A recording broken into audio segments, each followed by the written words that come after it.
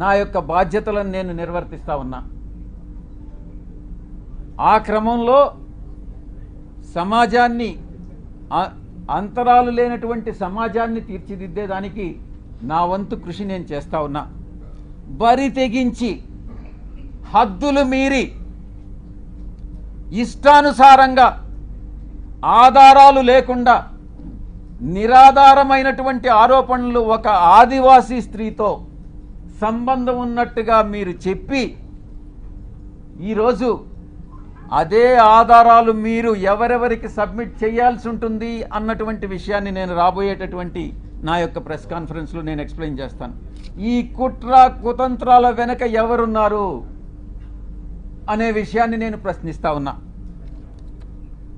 నాకు వ్యతిరేకంగా అనైతికంగా ప్రవర్తించినటువంటి వాడు వంశీకృష్ణ, 2 రాధాకృష్ణ, 3 బిఆర్ నాయుడు, 4 వెంకటకృష్ణ, 5 సాంబడు.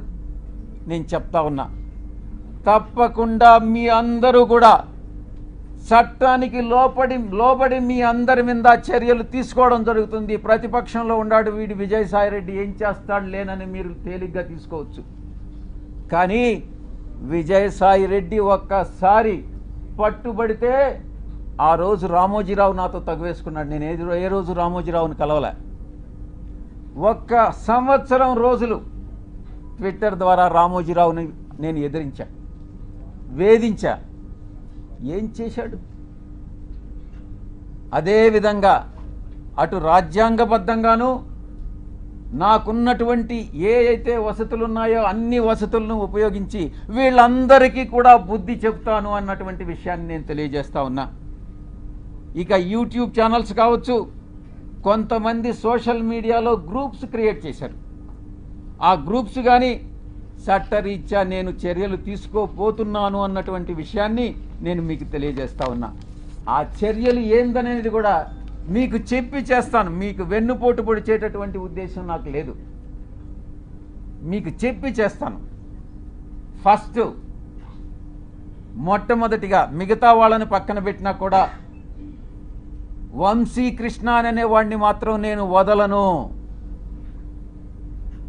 తప్పకుండా ప్రివిలేజ్ మోషన్ పార్లమెంటులో మూవ్ చేస్తాను. వీడు చేసినటువంటి అన్యాయానికి, అన్యాయమైనటువంటి నిరాధారమైనటువంటి ఆరోపణలకి. 2 ఎడిటర్స్ గిల్డ్ ఆఫ్ ఇండియాకి కంప్లైంట్ చేస్తా.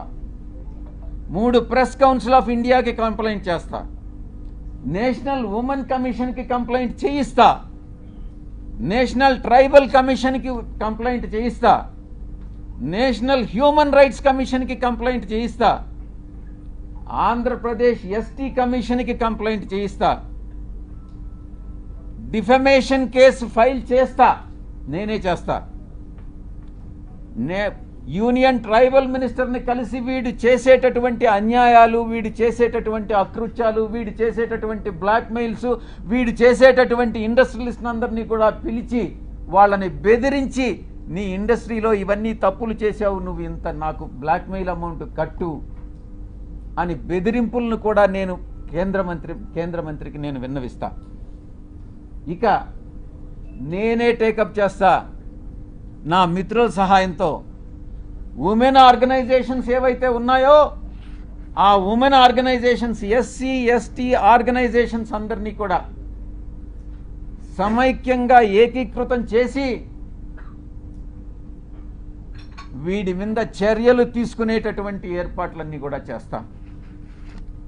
ఇక కాన్స్టిట్యూషనల్ బాడీస్ ఏదైతే ఉన్నాయో న్యాయం కోసం ఇతన్ని శిక్షించేదానికి ఏదైతే చేయాలనో ఆ ప్రతి ఒక్కటి చేస్తానని నేను మీ అందరికీ కూడా తెలియజేస్తా ఉన్నా.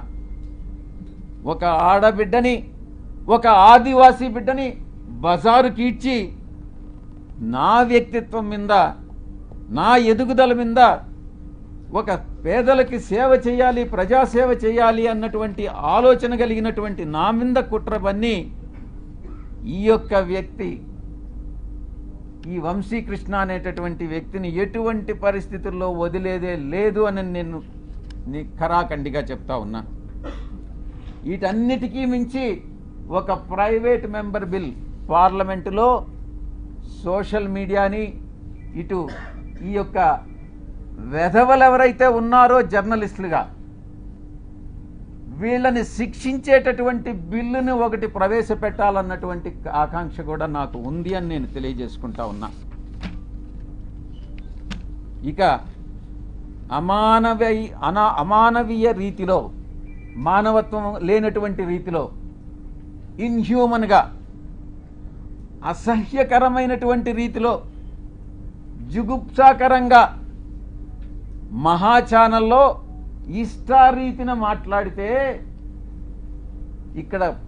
ఇక్కడ ఎవరు గమ్ముకుంటారు? నీకేమైనా ఒడుగున కొమ్ములు వచ్చాయా? నువ్వు ఒక అధికారంలో ఉన్నటువంటి ఒక సామాజిక వర్గానికి చెందిన వాడివని భయపడతామా?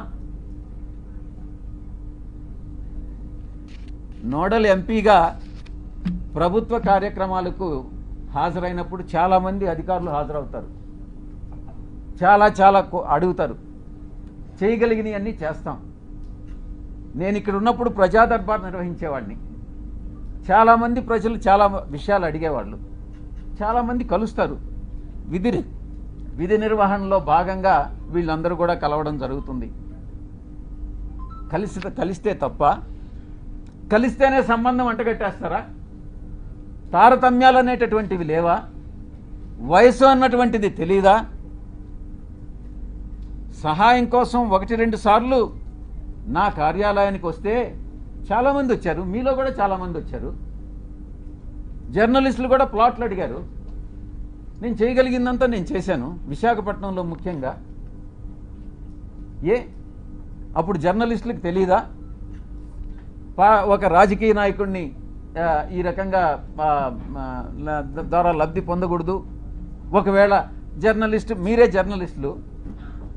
జర్నలిస్టులు మీకు ప్లాట్ లేదని అలాట్ చేసి ఉంటే, మీకు అలాట్ చేసినటువంటి వాళ్ళలో ఎవరైనా మహిళలు ఉంటే వాళ్ళకి నాకు సంబంధం అంట కట్టేస్తారా? ఏమైనా బుద్ధుండి ఇటువంటి ప్రసారాలు చేస్తారా అని నేను ప్రశ్నిస్తా ఉన్నా.